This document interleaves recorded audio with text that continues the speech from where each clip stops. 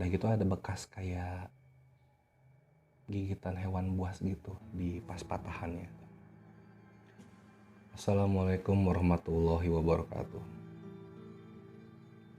Kawan, pernah dengar istilah nama gurandil tidak?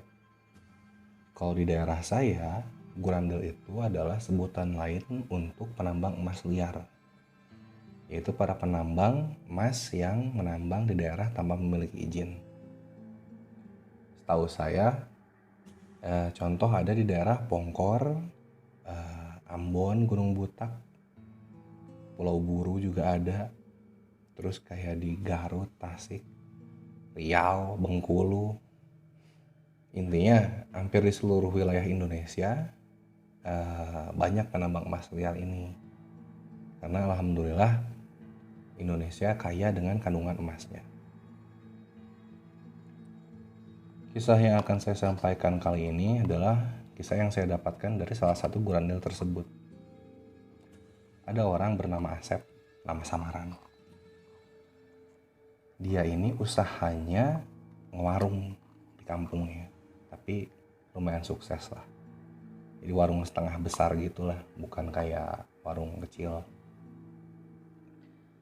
Di kampung dia itu banyak gurandil-gurandil lain yang kalau misalkan mereka pulang kerja tuh kelihatannya pada punya uang.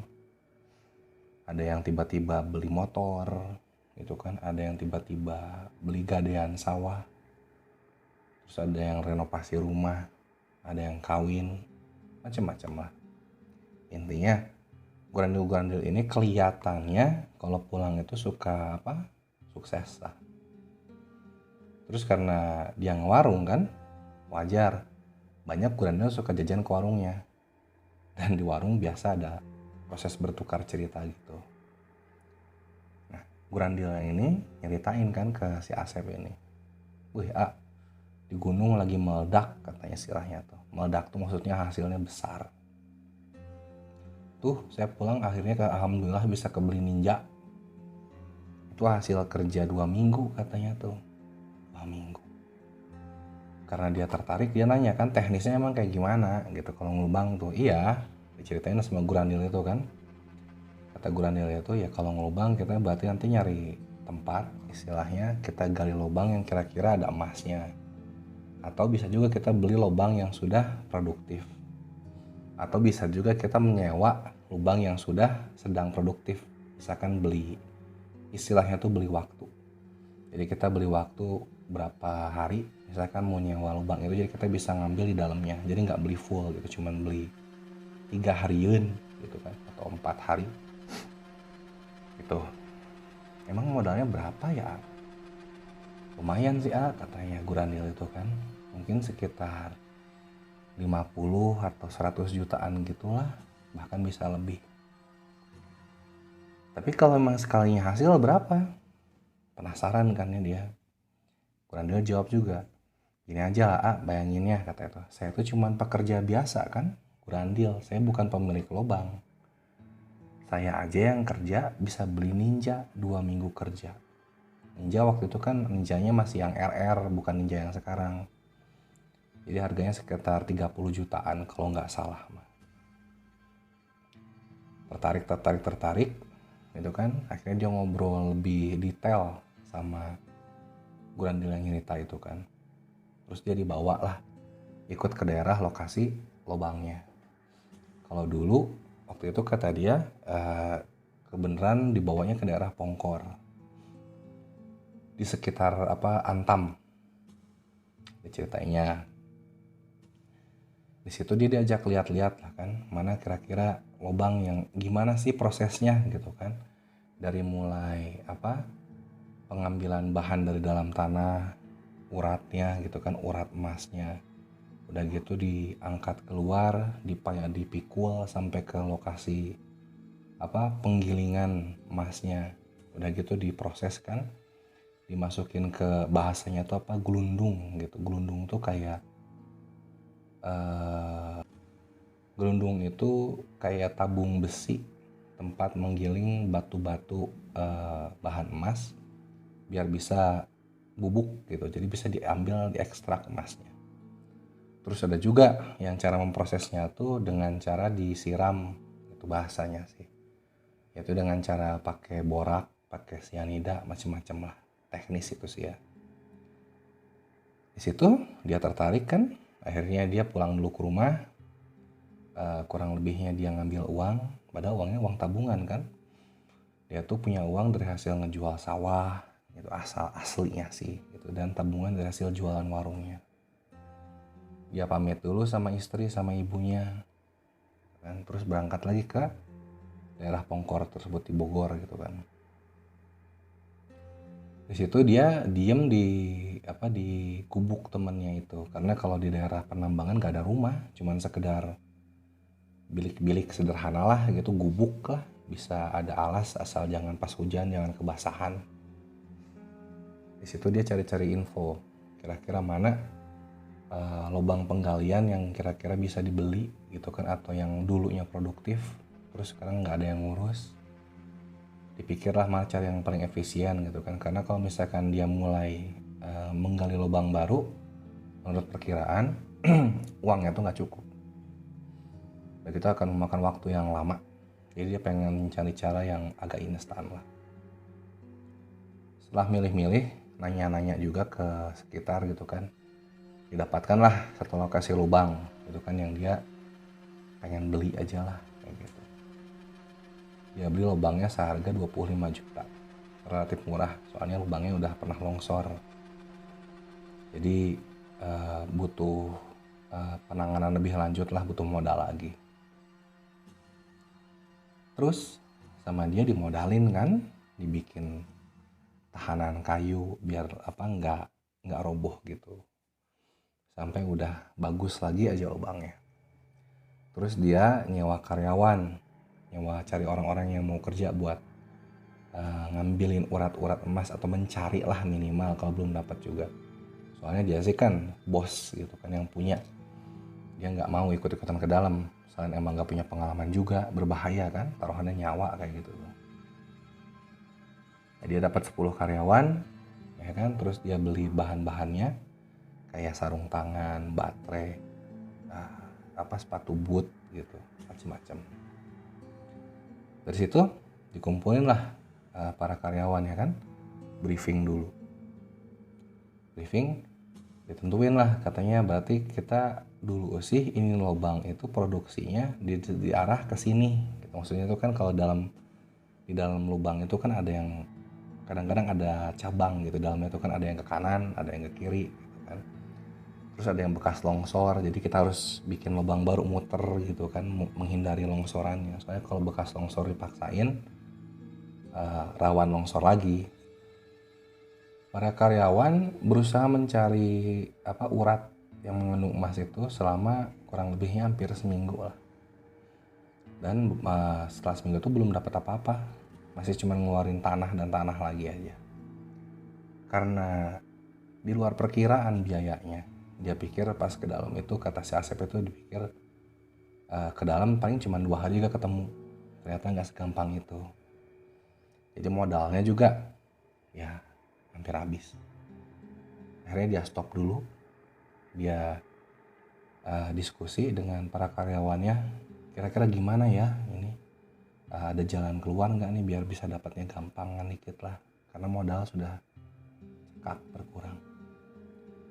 Salah satu karyawannya mengusulkan bahwa Asep, katanya tuh, Asep cari orang pinter atuh yang bisa nyareatin lobang. Karena biasanya emas itu kan ada yang ngejagain, kata dia. Karena dia juga udah kedesak, akhirnya dicobalah jalan itu. Di situ dia coba cari orang-orang pinter di sekitar Pongkor situ aja, nggak jauh-jauh. Kan ada beberapa yang sudah terkenal. Dia datengin orang pintar tersebut, sebutannya itu Ustadz Akbar apa gitu ya kan, nama samaran juga lah, udah terkenal. Katanya Ustadz Akbar ini tukang nyareatin lubang galian. Dia datang ke situ, dan pas ke situ ternyata bener ngantri gitu, ngantri lah, nggak gampang juga. Masuk ke dalam, Nunggu berapa lama, pasti bagian dia dipanggil kan ke dalam kamar. Kata Ustadznya, ada apa, A? Katanya tuh, perlu apa kesini?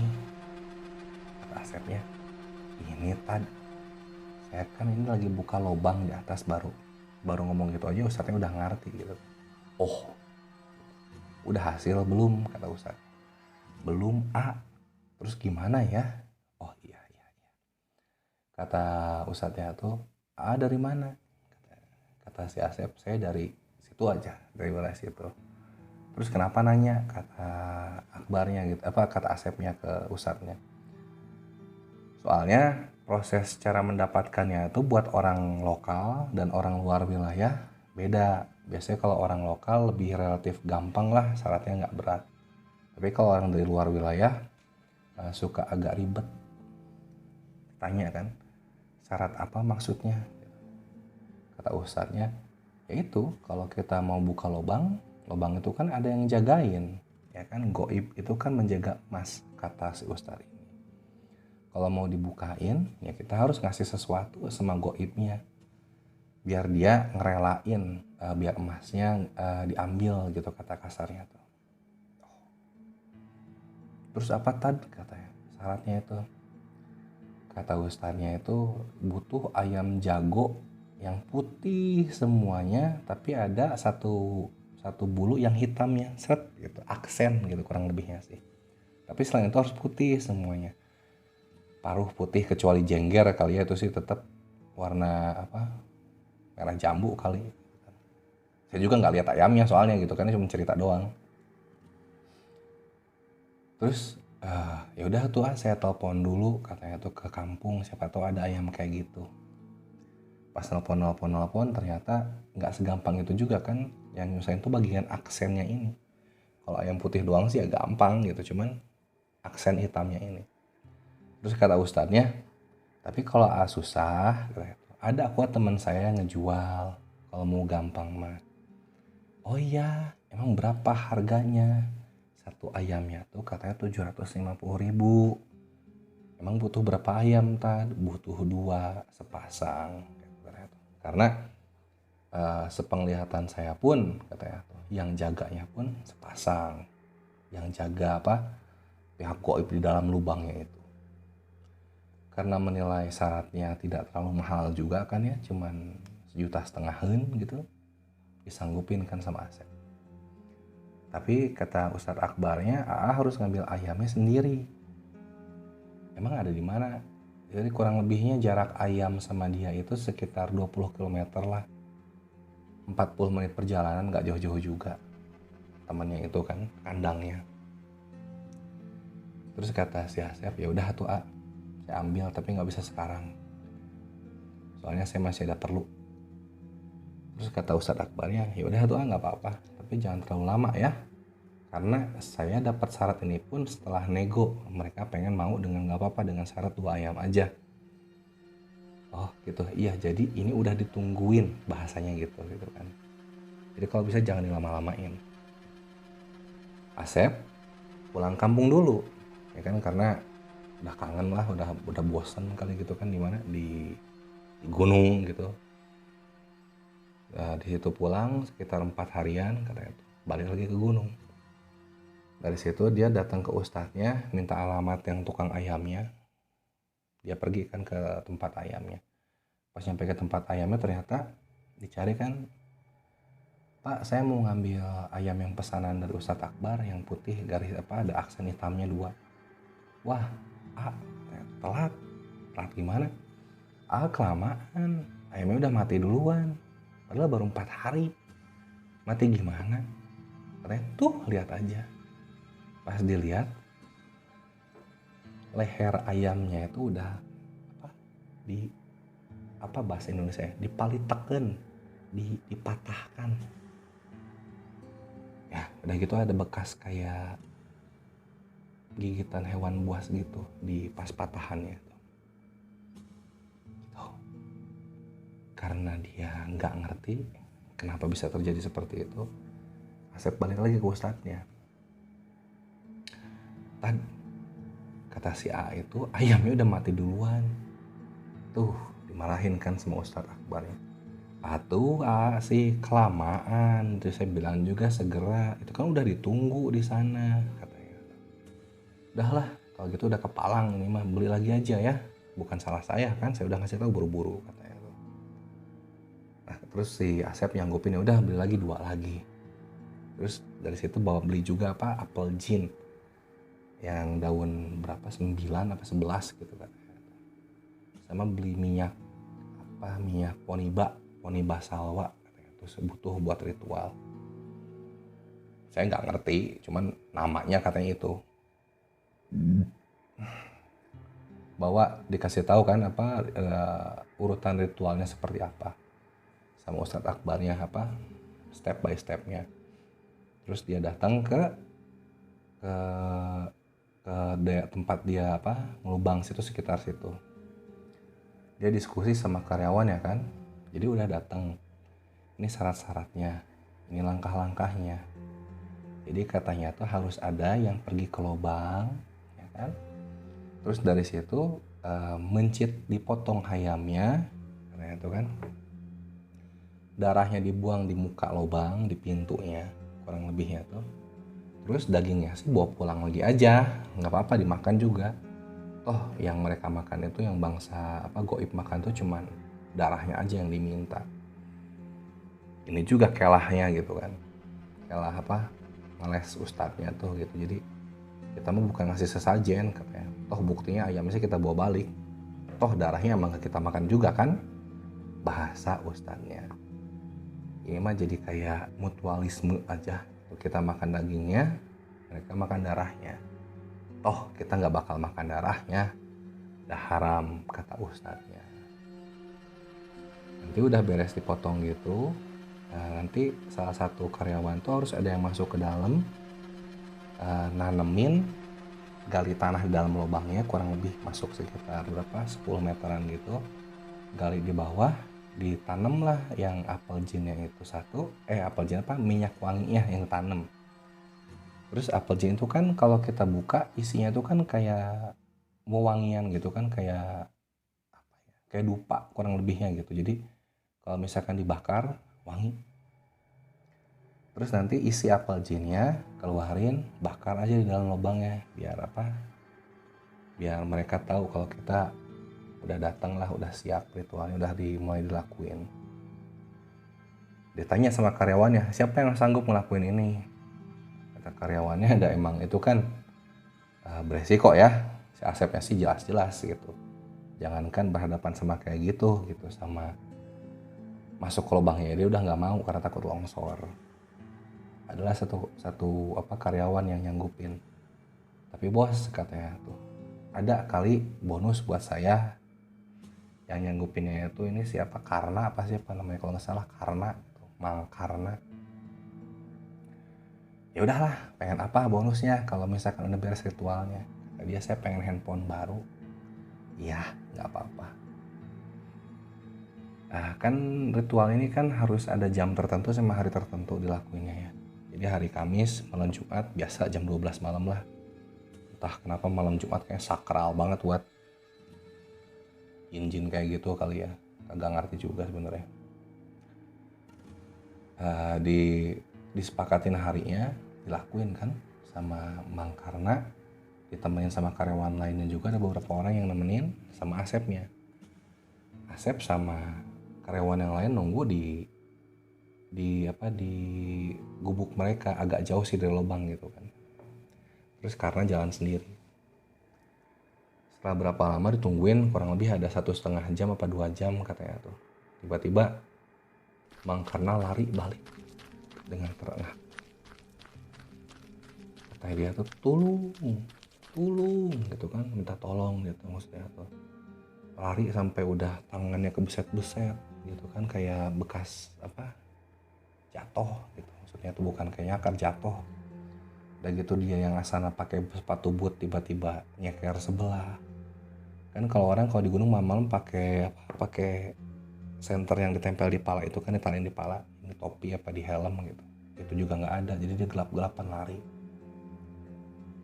Pas itu tenangin kan, Mang Karna eling nyebut gitu. Pas udah nyampe pun dia udah ditangkap sama kawan-kawannya, masih ngomong tulung seakan-akan masih ada yang ngejar. Dikasih minum dulu gitu kan, dibaca-bacain lah, dikasih doa, entah itu Al-Fatihah, entah itu ayat kursi, nggak tahu juga gitu kan. Dikasih minum mangkaranya, mangkarna yang tenang, eling gitu kan, eling astagfirullah ditenangin. Pas mangkarnya udah tenang, udah mulai bisa nyerita lagi, baru ditanya kan, Mangkarna emang ada apa, gimana ritualnya, sukses apa enggak, ada halangan atau enggak, kalau ada halangan gimana halangannya, tolong ceritain. Udah gitu Mangkarna kan sambil minum teh manis anget, kasih dulu. Di situ dia udah tenang nyerita. Kata dia tuh nyerita, jadi pas pertama perjalanan ke lobangnya itu nggak ada masalah, nggak ada halangan apa-apa. Tapi pas nyampe di muka lobangnya, jadi kan lobangnya tuh posisinya di tebing apa gini. Jadi jalan gini, tebingan gitu kan. Nah, jadi kalau dia tuh mau ke situ tuh harus nanjak dulu, baru aja ke muka lobangnya. Kurang lebihnya seperti itu. Jadi bukan lobang kayak yang nancep ke bawah gitu, enggak kayak gitu. Enggak kayak sumur gitu bentuknya apa, tapi di tebing lubangnya tuh, mukanya tuh. Tapi pas saya mau naik ke arah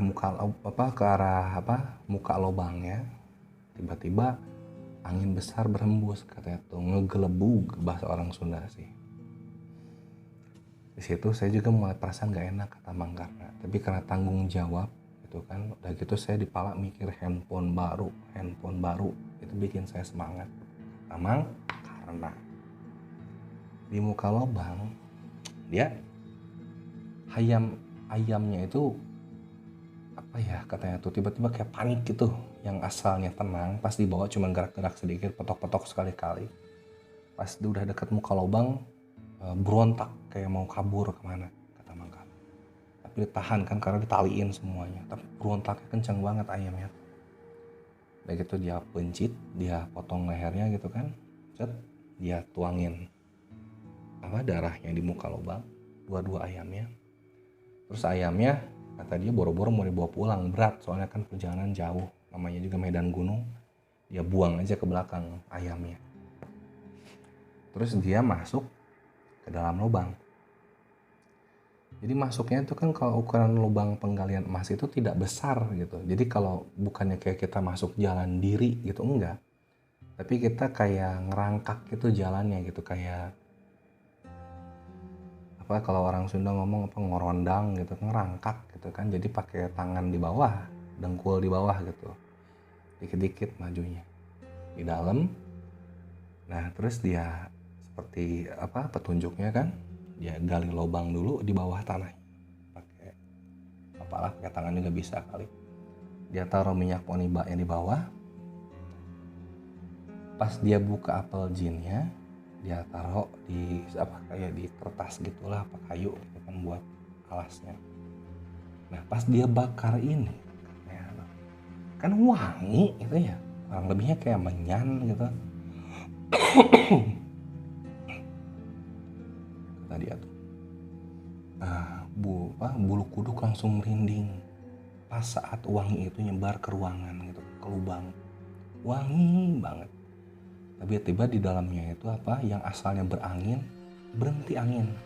Jadi kayak indoor gitu, dalam ruangan gimana sih, nggak ada anginnya kurang lebihnya. Karena dia kan perasaan nggak enak ya, jadinya tuh kayak ada yang ngeliatin, kayak ada yang ngawasin. Terus dia mau keluar lagi kan, karena tugas dia udah beres. Tapi keluarnya ini kan dia mundur, kebayang nggak? Jadi bukan kayak muter balik, nggak, dia mundur dikit-dikit. Pas mundur kata dia itu, harusnya udah nyampe keluar kan, tiba-tiba kayak mentok gitu, ada yang ngehalangin dia, pantat dia tuh ada yang ngehalangin. Dia dorong-dorong apaan gitu, perasaan harusnya di sini muka lubangnya deh. Terus dia raba-raba kan ke belakang, kebayang nggak buat nyari apa yang ngehalangin, siapa tahu ada kayu jatuh atau batu jatuh, nggak tahu lah, siapa tahu apa yang ngehalangin. Pas dia raba-raba ke belakang, kata dia tuh kok berbulu. Jadi dia megang kayak ada kaki tapi besar gitu, kayak batang pohon, tapi kok berbulu. Pegangnya tuh empuk kayak daging. Di situ dia curiga, panik kan, karena dia sadar yang dia pegang tuh apaan. Dia sebisa-bisa katanya tuh saya tuh gimana caranya biar bisa keluar, nyelip aja segimana jalannya. Udah nyelip saya langsung lari sebisa-bisa. Emang kayak gimana, kelihatan enggak katanya tuh, bentuknya kayak gimana yang nungguin di muka lubang tuh goibnya. Pas saya lari emang saya sempat noleh ke belakang sekali katanya tuh kan. Cuman yang saya lihat itu cuman badan besar, kurang lebih tingginya sekitar 10 meter 8 meter gitu. Soalnya yang ngalangin saya itu waktu di lubang itu cuman sebelah kakinya aja. Jadi bukan badannya itu tuh. Itu saya lari katanya tuh, saya sampai kencing di celana, buat BAB di celana sambil lari itu saking paniknya. Medan yang biasanya susah ditembus, gunung tiba-tiba terasa enteng lah ditembusnya kayak gitu kan. Gitu. Sampai dia nyampe ke gubuknya gitu kan. Kurang lebih ceritanya kayak gitu. Besoknya dicek kan, hasil enggak. Itu ada perubahan enggak setelah ritual itu dilakuin. Karyawan masuk, karena karyawannya sekitar ada 10 orang, tapi ada berapa orang yang libur gitu, jadi cuma nyisa 7 orang. Pas dia masuk, karyawannya seperti biasa, ada kejadian yaitu longsor. Dari 7 orang itu yang selamat cuma 2, karena kebenaran yang 2 kan kalau masuknya bisa langsung barengan semuanya urutan, karena ukuran lubangnya kecil gitu. Yang selamat 2, yang meninggal 5. Jadi balik lagi ke Ustadz Akbar, kenapa bisa terjadi seperti ini? Kata Ustadz Akbar, pasti kayak tuh bang, karena ada yang salah di ritual tapi dia nggak ngaku. Soalnya normalnya nggak kayak gini. Apa emang gitu ya? Judulnya doang ngaku Ustadz, bernama dukun, hobinya ngeles baik. Dari situ Asep tobat, nggak mau kayak gituan lagi. Dia pulang ke kampung, rugi uang ratusan juta, nggak apa-apa, yang penting selamat. Nah, itu kurang lebih ceritanya. Menarik enggaknya? Tolong kasih masukan ya. Oke. Sampai jumpa lagi di cerita berikutnya. Wassalamualaikum warahmatullahi wabarakatuh.